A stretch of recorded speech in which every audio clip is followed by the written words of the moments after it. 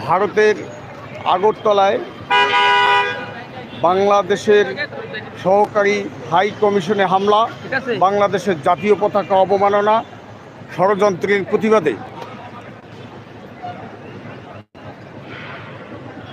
ও সাম্প্রদায়িক দাঙ্গা বাঁধানোর ষড়যন্ত্রের প্রতিবাদে Dhaka to Agartala long March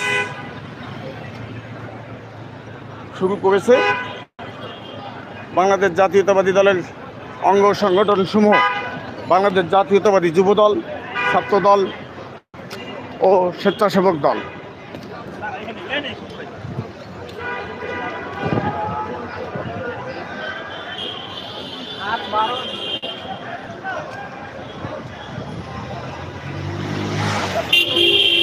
আমরা দেখছি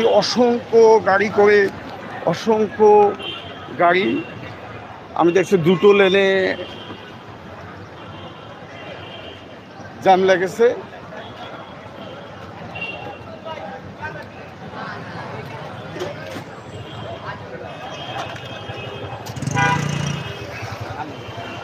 আজকের এই লং মার্চ সফল হোক, সার্থক হোক।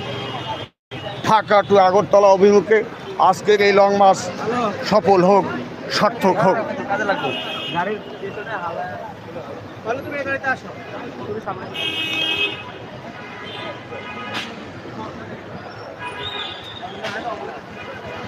আমাদের র্যান্স নিউজ অ্যান্ড পলিটিক্স গড়ে উঠেছে বাংলাদেশ জাতীয়তাবাদী দলের খবর সংবাদ প্রচারের উদ্দেশ্যে। দেশনেত্রী বেগম খালেদা জিয়ার মুক্তি লক্ষ্যে আমরা তৈরি করেছি ইউটিউব চ্যানেল 2013 সালে র্যান্স নিউজ অ্যান্ড পলিটিক্স। আমাদের উদ্দেশ্য সাংবাদিকতা নয়। আমরা দেখেছি এই মাফিয়া ভোটচোর সরকার দীর্ঘদিন থেকে মিডিয়াকে নিয়ন্ত্রণ করে আসছেন। তারা সাংবাদিক লীগ বানিয়েছিলেন, যারা শুধুমাত্র তাদের খবর প্রচার করত।